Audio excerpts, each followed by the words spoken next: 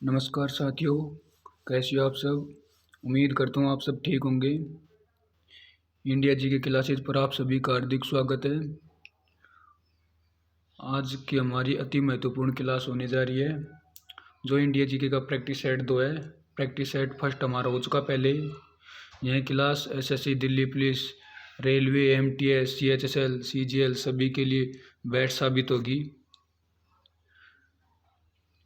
यह दिल्ली पुलिस पर अंतिम प्रहार होगा, तो साथियों जुड़ जाइए। ठीक है, इस क्लास का टाइम है 4 बजे। 4 बजे क्लास आती है हमारी ना। तो चलिए दोस्तों, हमारा फर्स्ट क्वेश्चन शुरू करते हैं। ये देख लीजिए, इंडिया जी के classes SSC Delhi police, GK, GS, all centre level exam. ठीक है, ये सभी एग्ज़ाम के लिए, जो सेंटर लेवल के सभी एग्ज़ाम हैं उनके लिए बेस्ट है। ठीक है साथियों, तो आज का हमारा फर्स्ट क्वेश्चन होता है शुरू। संगाई उत्सव भारत के निम्नलिखित में से किस राज्य में मनाया जाता है, ये बताइए साथियों।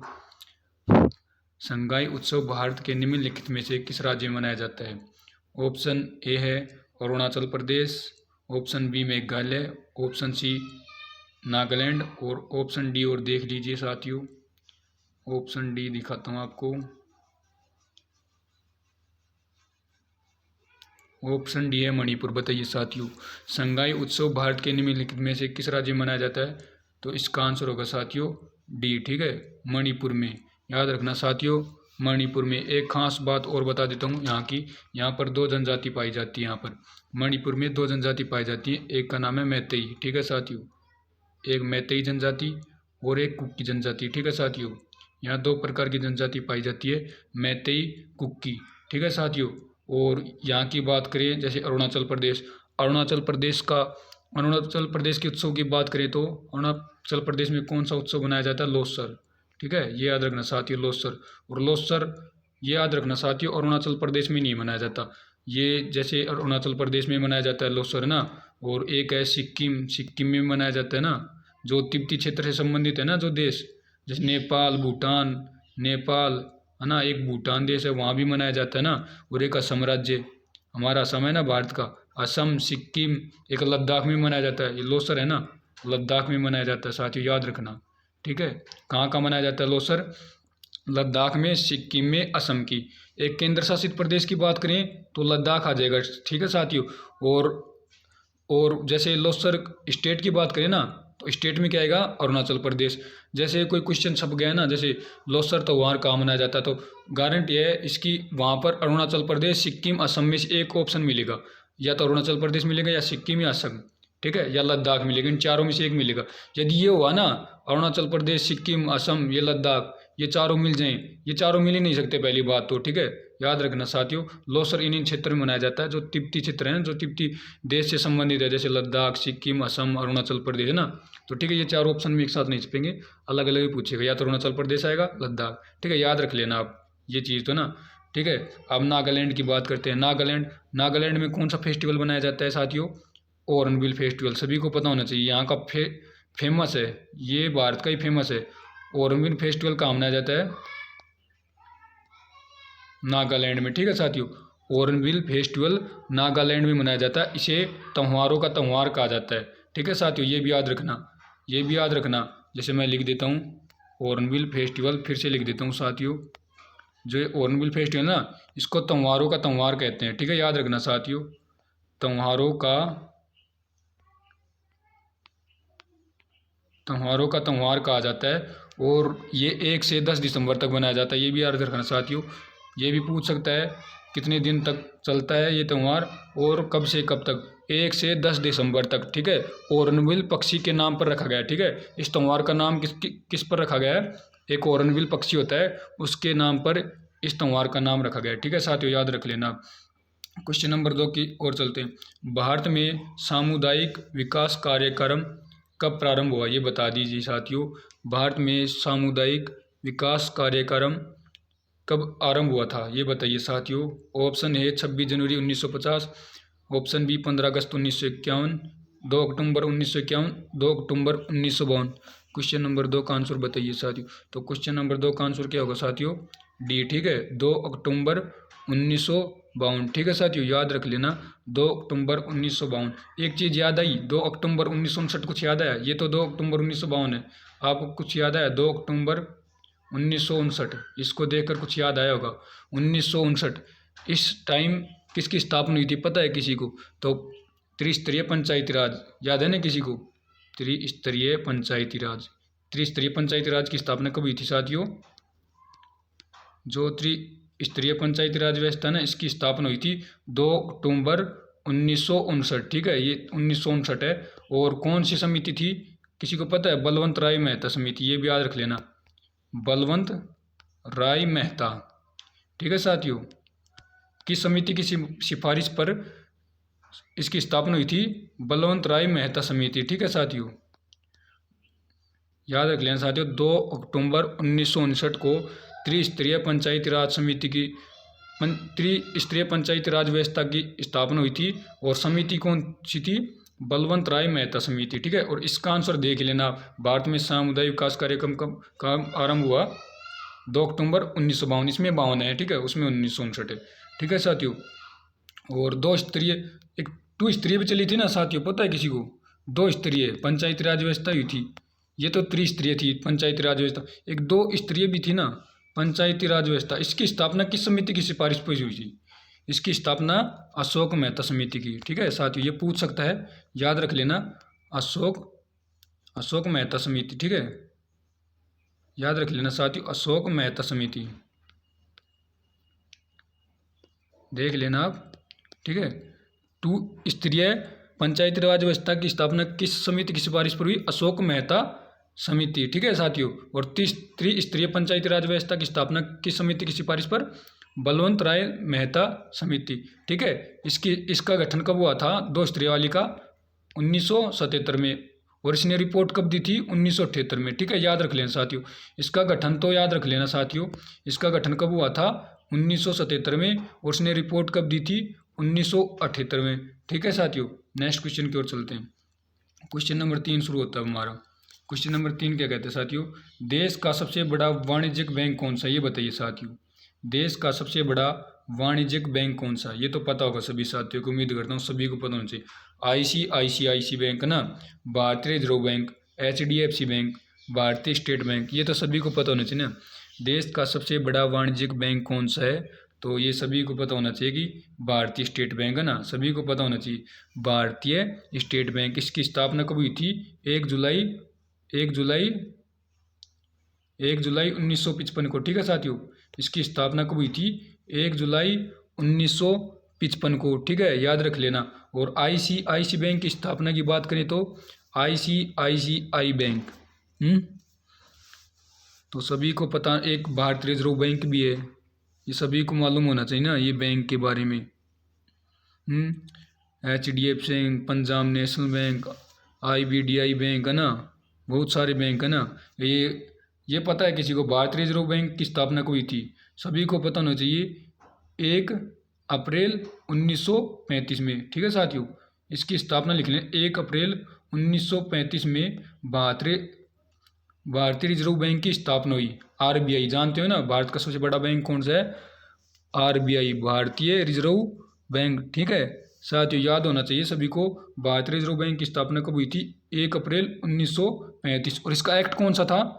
एक्ट की बात करें तो एक्ट 1934, ठीक है। ये पूछा जाए ना भारतीय रिजर्व बैंक की स्थापना किस एक्ट के तहत हुई थी, तो एक्ट आएगा 1934, ठीक है। और स्थापना कब हुई थी? 1 अप्रैल 1935 में, ठीक है। और RBI की बात करें साथियों, RBI का राष्ट्रीयकरण कब किया गया था? जो RBI बैंक है, इसका राष्ट्रीयकरण कब किया गया था? याद हो तो किसी को? इसका राष्ट्रीयकरण किया गया था साथियों 1 जनवरी 1949, ठीक है, 1 जनवरी 1949 में इसका राष्ट्रीयकरण किया गया था। और 14 बैंकों का राष्ट्रीयकरण पता है किसी को? 14 बैंकों का राष्ट्रीयकरण कब किया गया था? तो 14 बैंकों का बता देता हूँ साथियों, याद रखना 14 बैंकों का राष्ट्रीयकरण कब किया गया था, डेट याद रख लेना, डेट जरूर पूछता है ये एग्जामिनर। तो 19 जुलाई 1969 में, ठीक है साथियों। और 6 बैंकों का और बता दो मुझे। देखो RBI का राष्ट्रीयकरण तो याद रख लेना 1 जुलाई, ठीक है, 1 जनवरी ना, 1 जनवरी 1949। और 14 बैंकों का 19 जुलाई 1969। अब 6 बैंकों का मुझे बता दो, 6 बैंकों का राष्ट्रीयकरण कब हुआ था। तो 6 बैंकों का राष्ट्रीयकरण कब हुआ था साथियों, सभी को पता होना चाहिए। 6 बैंकों का राष्ट्रीयकरण, तो आरबीआई का तो सभी को पता है, आरबीआई का राष्ट्रीयकरण 1 जनवरी 1949। 14 बैंकों का राष्ट्रीयकरण 19 जुलाई 1969। तो 6 बैंकों का राष्ट्रीयकरण याद रख लेना साथियों, 15 अप्रैल 1980। ठीक है साथियों, 6 बैंकों को हुआ था 1980 में। आप डेट नहीं ना तो ये जरूर याद रखना 1980 में। ठीक है, 6 बैंकों का राष्ट्रीयकरण कब हुआ था, 1980 में। ठीक है, एक आईसीआई बैंक आया था ना, अभी आईसीआई बैंक आया था, देखो आईसीआई बैंक है ना, इसकी स्थापना कब हुई थी, 1994 में। याद रखना साथियों, इसकी स्थापना कब हुई थी, 1994। एक एचडीएफसी बैंक भी आया था, इसकी स्थापना की बात करें तो एचडीएफसी बैंक की स्थापना कब हुई थी, इसकी भी 1994 में। याद रखना, दोनों की एक डेट है 1994 में। आईसीआई का बैंक का मुख्यालय कहाँ पर है, वडोदरा गुजरात में, और इसका कहाँ पर है, मुंबई महाराष्ट्र में। ठीक है, याद रख लेना, आईसीआई का मुख्यालय कहाँ है, वडोदरा गुजरात में, और एचडीएफसी का मुंबई में। ठीक है, एक बैंक और है इंपॉर्टेंट, वो बैंक पूछ सकता है। ठीक है, आईबीडीआई बैंक, सुना भी होगा है ना, आईडीबीआई बैंक। ठीक है साथियों, आईडीबीआई बैंक भी सुना होगा आपने। इसकी स्थापना कब हुई थी, 1 जुलाई 1964 में। ठीक है साथियों, ये याद रखना, आईडीबीआई बैंक की स्थापना कब हुई थी, 1 जुलाई 1964 में। ठीक है साथियों, नेक्स्ट क्वेश्चन की ओर चलते हैं, अपने नोट्स में छाप लेना। तो नेक्स्ट क्वेश्चन क्या है साथियों, सूर्य से पृथ्वी पर ऊष्मा का संचरण किस विधि के द्वारा होता है, ये बताइए साथियों। सूर्य से पृथ्वी पर ऊष्मा का संचरण किस विधि के द्वारा होता है, चालन, संवहन, विकिरण, इन तीनों विधियों से। तो क्वेश्चन नंबर 4 का ऑप्शन होगा साथियों विकिरण। ठीक है, याद रखना साथियों, तो सूर्य से पृथ्वी पर ऊष्मा का संचरण किस विधि के द्वारा होता है, विकिरण। ठीक है साथियों, क्वेश्चन नंबर 4 का विकिरण आएगा। क्वेश्चन नंबर 5 की ओर चलते हैं, डीएनए की द्विकुंडलिक का पता किसने लगाया, बताइए। ये डीएनए ना, डीएनए, सभी के खून में डीएनए पाया जाता है ना, जिसे अपने माता पिता का पता लगाया जाता है। डीएनए की द्विकुंडलित का पता किसने लगाया, वाटसन एम क्रिक ने, स्लाइडेन एम स्वान ने, रॉबर्ट हुक ने, ग्रेगर मेंडल ने। क्वेश्चन नंबर 5 को छाप दीजिए साथियों, तो सभी को पता होना चाहिए। तो डीएनए की द्विकुंडलित का पता किसने लगाया था, वाटसन एम क्रिक ने। ठीक है, वाटसन एम क्रिक ने। स्लाइडेन एम स्वान को तो सब जानते होंगे। स्लाइडेन एम स्वान को किसकी खोज की थी, कोशिका सिद्धांत है ना, कोशिका सिद्धांत विकसित किया था ना इसने, कोशिका सिद्धांत विकसित, याद रख लेना साथियों। यहाँ मैं लिख देता हूँ, थोड़ा समझ लेना आप। तो कोशिका सिद्धांत किसने विकसित किया था, स्लाइडेन एम स्वान ने। ठीक है, रॉबर्ट हुक ने किसकी खोज की थी, मृत कोशिका की। ठीक है, मैं अगले पेज में लिख देता हूँ, मेंडल और रॉबर्ट हुक के बारे में अगले पेज में लिखता हूँ साथियों, वो तो याद रख लेना। ठीक है, और रॉबर्ट हुक को मैं बताता हूँ, रॉबर्ट हुक जानते होंगे, सब जानते होंगे।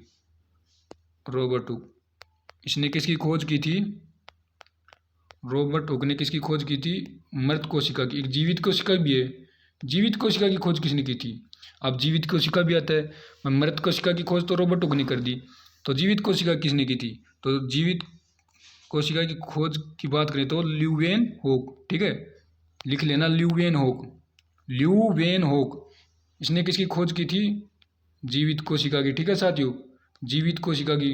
और ल्यूवेनहोक ने एक खोज और की थी, जीवाणु की, जीवाणु की खोज भी इसी ने की थी। ठीक है, याद रख लेना साथियों, ल्यूवेनहोक ने जीवित कोशिका की खोज की थी और जीवाणु की खोज की थी, रॉबर्ट हुक ने मृत कोशिका की खोज की थी। ठीक है, कोशिका सिद्धांत किसने विकसित किया था, स्लाइडेन और स्वान ने।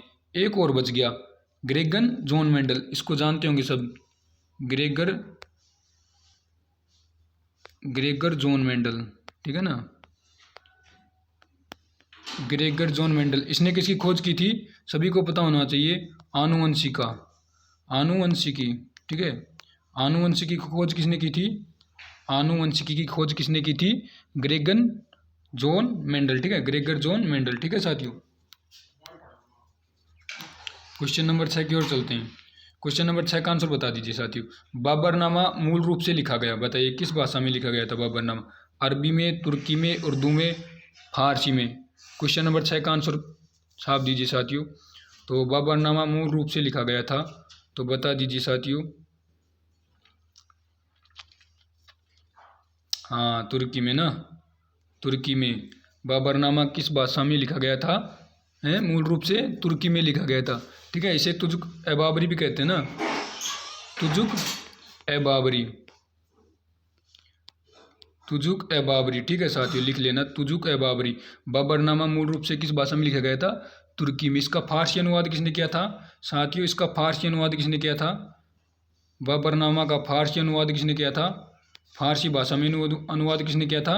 याद रख लेना, एक नाम है अबुल रहीम खान खां है, अब रहीम, अब्दुल रहीम। साथियों लिखा नहीं जाता यहाँ पर, आप समझ लेना, मैं बोल रहा हूँ जो। ठीक है, अब्दुल रहीम खान ए खाना। ठीक है, अब्दुल रहीम खान ए खाना। ठीक है, फारसी में अनुवाद किया था। ठीक है साथियों, एक बुक और है हुमायूं नामा। बाबर के बेटे का नाम क्या था? हुमायूं, और उसके नाम पर एक बुक लिखी गई हुमायूं नामा। बाबरनामा तो किसने लिखी थी? खुद बाबर ने लिखी थी। जो बाबरनामा आत्मकथा थी ना, किसकी आत्मकथा थी? बाबर की आत्मकथा बाबरनामा ना, वो तो खुद बाबर ने लिखी थी। उसका फारसी अनुवाद किया गया था ना, अब्दुल रहीम खान ने किया था। लेकिन हुमायूं नामा है ना, वो पुस्तक किसने लिखी थी? गुलबदन बेगम ने। ठीक है, ये याद रख लेना, हुमायूं नामा पुस्तक किसने लिखी थी? गुलबदन बेगम। ठीक है, इनकी एक बहन थी, इनकी बहन थी ना, चचेरी बहन गुलबदन बेगम, इनकी बहन थी ना, सगी बहन नहीं थी। ठीक है, एक बहन थी इनकी गुलबदन बेगम। ठीक है साथियों, क्वेश्चन नंबर 7 की ओर चलते हैं। मर्डेका कप किस खेल से संबंधित है? ये बताइए साथियों, मर्डेका कप किस खेल से संबंधित? Lawn tennis, table tennis, hockey, football. तो ये कब से संबंधित है? मर्डेका कप सुना होगा आप सभी ने, खूब सुना होगा ना। तो इसका क्या आएगा साथियों? आंसर क्वेश्चन नंबर 7 का इसका आएगा, याद रखना, फुटबॉल। ठीक है, क्वेश्चन नंबर 7 का क्या होता है? फुटबॉल। मर्डेका कप किस खेल से संबंधित है? फुटबॉल। ठीक है, और भी हैं, जैसे थॉमस कप भी है ना साथियों। देखो थॉमस कप की बात करूँ, और भी कई कप हैं। थॉमस कप सुना होगा आप सभी ने, थॉमस कप। एक और है जैसे डूरंड कप है ना। जैसे थॉमस कप की बात करें तो थॉमस कप से किस खेल से संबंधित है? Thomas cup badminton. ठीक है, याद रख लेना साथियों। एक और है, ये तो पुरुषों की प्रतिस्पर्धा है। ठीक है, जो थॉमस कप है ना, ये पुरुषों का खेल है, और एक है महिलाओं का खेल, ये भी उबेर कप। ठीक है, एक है उबेर कप। ठीक है, याद रख लेना साथियों, उबेर कप, एक है उबेर कप, ये भी बैडमिंटन से संबंधित है, ये महिलाओं की है। ठीक है, महिलाओं का खेल। उबेर कप किसका खेल है? महिलाओं का। और थॉमस कप किसका है? पुरुषों का। दोनों बैडमिंटन से संबंधित हैं। ठीक है साथियों, याद रख लेना। ठीक है, नेक्स्ट क्वेश्चन की ओर चलते हैं। क्वेश्चन नंबर 8, इकोलॉजी पारिस्थितिकी शब्द का सर्वप्रथम प्रयोग किसने किया था? ये बताइए। जो इकोलॉजी है ना, पारिस्थितिकी शब्द का सर्वप्रथम प्रयोग किसने किया था? ऑप्शन ए अर्नेस्ट हैक्कल, टेंसले ने, टेलर ने, डार्विन ने। क्वेश्चन नंबर 8 का आंसर छाप दीजिए साथियों। तो इसका पता होना चाहिए सभी साथियों को। इकोलॉजी ना, पारिस्थितिकी खूब सुना होगा, खूब पढ़ा होगा, छोटी छोटी क्लासों में पढ़ा होगा आपने। तो इस किसने किया था? अर्नेस्ट हैक्कल ने। ठीक है साथियों, अर्नेस्ट हैक्कल ने, याद रख लेना पारिस्थितिकी। और पारितंत्र की बात करें जिसे इकोसिस्टम भी कहा जाता है, पारितंत्र, जिसे इकोसिस्टम के नाम से जाना जाता है, इसे इकोलॉजी नाम से जाना जाता है पारिस्थितिकी को। एक पारितंत्र है, उसकी खोज किसने की थी? उसकी खोज की थी टेंसले ने। ठीक है, टेंसले ने किसकी खोज की थी? ये टेंसले रहा। टेंसले ने किसकी खोज की थी? पारितंत्र की। ठीक है, और पारिस्थितिकी शब्द की खोज किसने की थी? अर्नेस्ट हैक्कल ने। ठीक है साथियों, क्वेश्चन नंबर 9 की ओर चलते हैं। क्वेश्चन नंबर 9 क्या कहता है साथियों? हिंदी को भारत की राज्य भाषा के रूप में कब स्वीकार किया गया? ये बताइए साथियों। हिंदी को भारत की राज्य भाषा के रूप में कब स्वीकार किया गया? ये बताइए साथियों। 14 अगस्त 1950, 14 सितंबर 1948, 14 सितंबर 1949, 14 नवंबर 1949। ये बताइए साथियों। क्वेश्चन नंबर 9 का आंसर छाप दीजिए, है ना। सभी को पता होना चाहिए हिंदी दिवस कब मनाया जाता है ना। अभी आया भी था सितंबर में ही, तो 14 सितंबर को ही मनाया जाता है। तो 14 सितंबर तो सही आंसर होगा सभी का ना, 14 सितंबर। अब देख लेना कब हिंदी को भारत की राज्य भाषा के रूप में कब स्वीकार किया गया, याद रख लेना, 14 सितंबर 1949। 14 सितंबर को कौन सा दिवस आता है? हिंदी दिवस। ठीक है, इसी वजह से हिंदी दिवस मनाया जाता ना, इसको राजभाषा के रूप में स्वीकार किया गया। इसी उपलक्ष्य में हिंदी दिवस बनाया जाता है, ठीक है। और एक 5 सितंबर आता है साथियों, 5 सितंबर का याद रखना साथियों। 5 सितंबर को कौन सा दिवस आता है? शिक्षक दिवस, ठीक है साथियों। 5 सितंबर को कौन सा दिवस आता है? शिक्षक दिवस। और एक दिवस और छाप दीजिए साथियों, 8 तारीख को, जो 8 सितंबर है ना, उसको कौन सा दिवस आता है?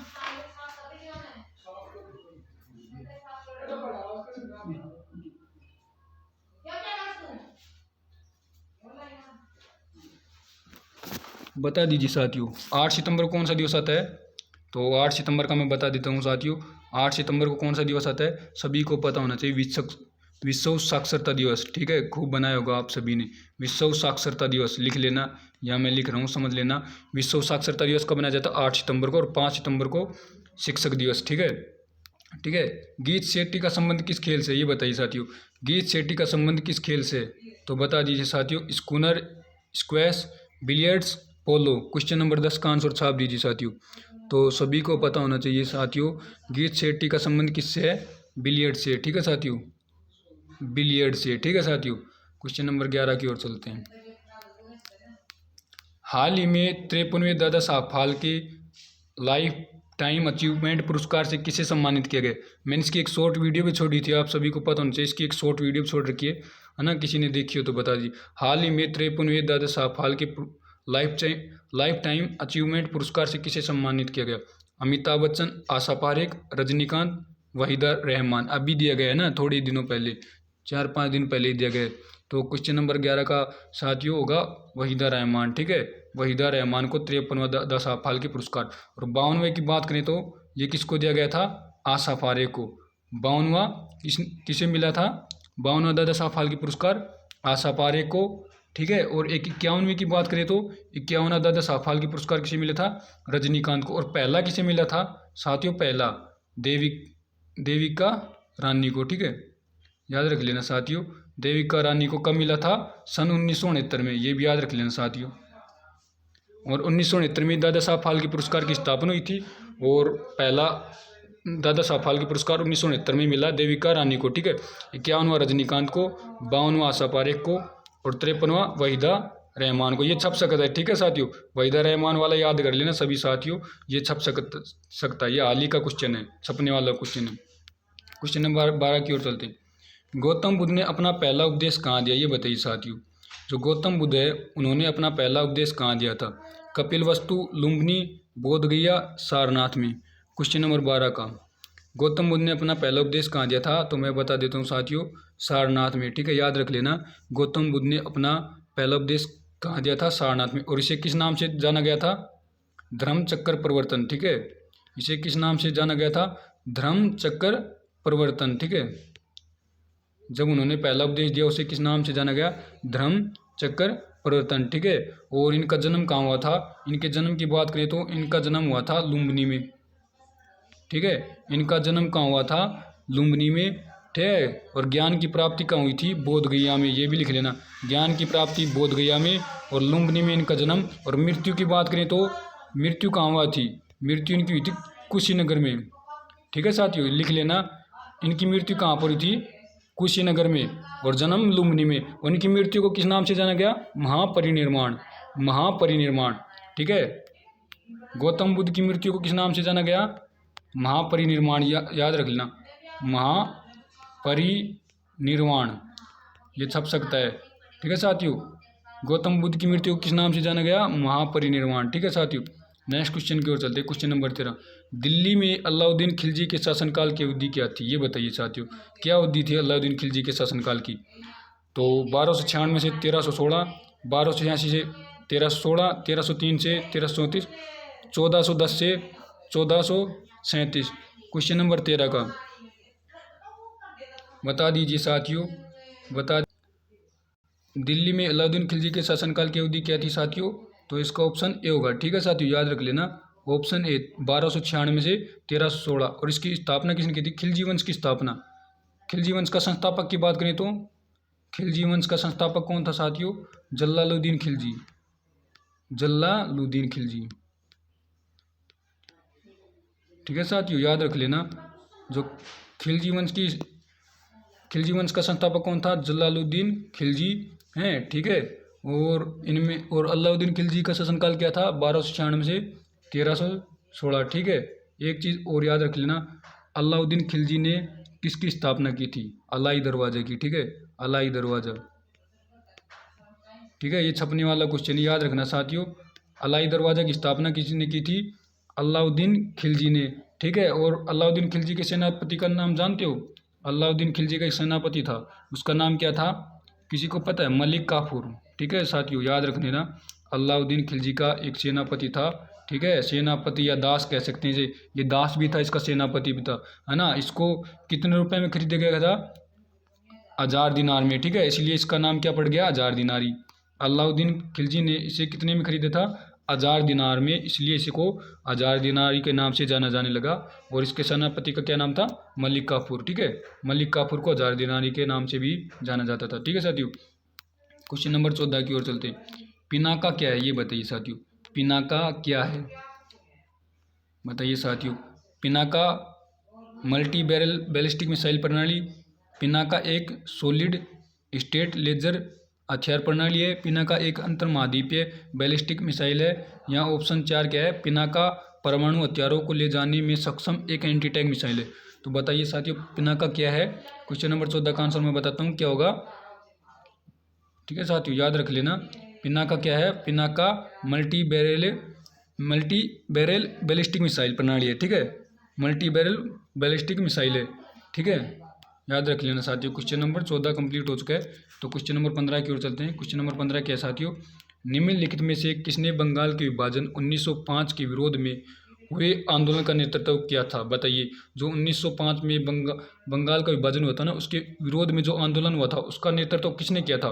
तो ऑप्शन ए है सुरेंद्रनाथ बनर्जी, CR दास ने, आशुतोष मुखर्जी ने, रविंद्रनाथ टैगोर ने।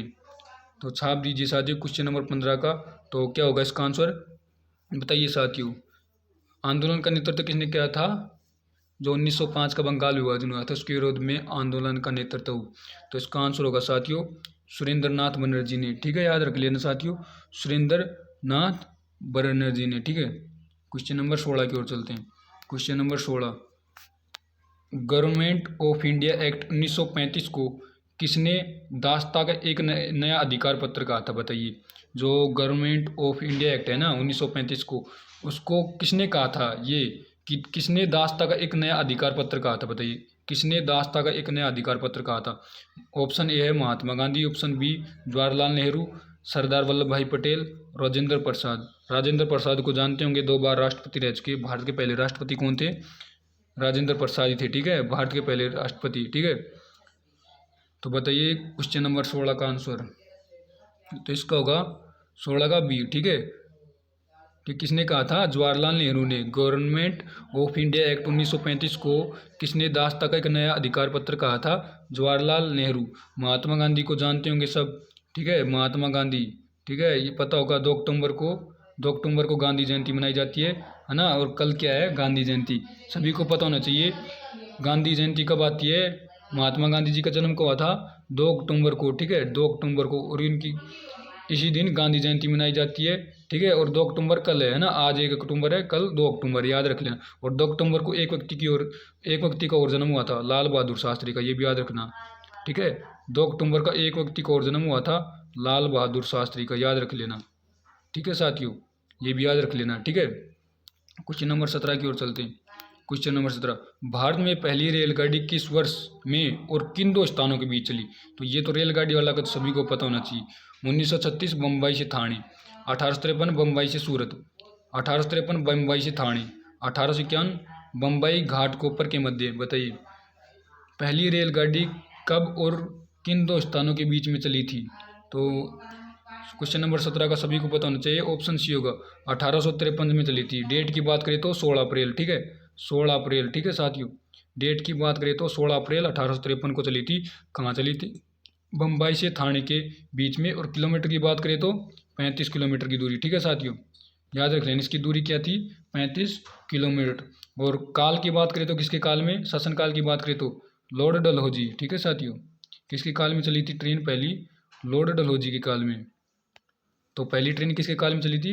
लॉर्ड डलहौजी के काल में। ठीक साथियों, क्वेश्चन नंबर 18 की ओर चलते हैं। इनमें से कौन सा मुगल बादशाह शराब को नहीं छूता था? ये बताइए कौन सा मुगल शासक था जो शराब को बिल्कुल भी नहीं हाथ लगाता था? Option A Akbar, Shahjahan, Jahangir, Aurangzeb. Question number 18 का आंसर छाप दीजिए साथियों। सभी को पता होना चाहिए कौन सा मुगल शासक था जो शराब को हाथ नहीं लगाता। ये इंपॉर्टेंट क्वेश्चन है, छुपे क्वेश्चन है, ये छपने वाले क्वेश्चन है। ऐसे क्वेश्चन छप जाते हैं ना, किसी को पता भी नहीं है तो छप जाते हैं। तो क्या आएगा साथियों? कौन सा मुगल बादशाह शराब को छूता तक नहीं था? तो सभी को पता होना चाहिए 18 का क्या होगा? औरंगजेब। ठीक है, औरंगजेब शराब को बिल्कुल नहीं छूता था। ठीक है, और इनकी बात करें जैसे अकबर है, अकबर का मकबरा कहाँ पर है साथियों? ये बताइए। तो मैं इनके मकबरा लिखा देता हूँ। अकबर का मकबरा कहाँ पर है? सिकंदरा में। याद रख लेना, अकबर का मकबरा कहाँ पर है? सिकंदरा में। ठीक है, इनको दफनाया जाता था वहाँ पर, उनको मकबरा कहा जाता था। तो कहाँ पर है? सिकंदरा में। शाहजहाँ की बात करें तो शाहजहाँ याद रख लेना, उन्होंने ताजमहल बनवाया था। कहाँ बनवाया था? आगरा में। तो शाहजहाँ का मकबरा कहाँ पर है? आगरा में, क्योंकि वहीं पर उन्होंने अपनी मुमताज महल की आदमी क्या बनाया था? ताजमहल ना। मुमताज की आदमी क्या बनाया था ना? ताजमहल। और ताजमहल कहाँ? आगरा में। तो शाहजहाँ ने ताजमहल कहाँ बनवाया? आगरा में। तो याद रख लेना, शाहजहाँ का मकबरा कहाँ पर है? आगरा में। अब क्या आ गया? जहांगीर। तो जहांगीर की बात करें तो इसके मकबरे की बात करें तो याद रख लेना, लाहौर। ठीक है, जहांगीर का मकबरा कहाँ है? लाहौर। ठीक है, और औरंगजेब आ गया। और औरंगजेब के मकबरे की बात करें तो औरंगजेब का याद रख लेना, ये इंपॉर्टेंट है। ठीक है, दौलताबाद। ठीक है, औरंगजेब का मकबरा कहाँ पर है साथियों? याद रख लेना, औरंगजेब का मकबरा दौलताबाद में। ठीक है, क्वेश्चन नंबर 19 की ओर चलते हैं। 20 में 19 छूट गया ना, 18 एक क्वेश्चन गैप रह गया, एक क्वेश्चन छूट गया ना, एक क्वेश्चन मिसप्रिंट है। निम्नलिखित में से कौन सी नदी विषुवत रेखा को 2 बार पार करती है? बताइए, निम्नलिखित में से कौन सी नदी विषुवत रेखा को 2 बार पार करती है?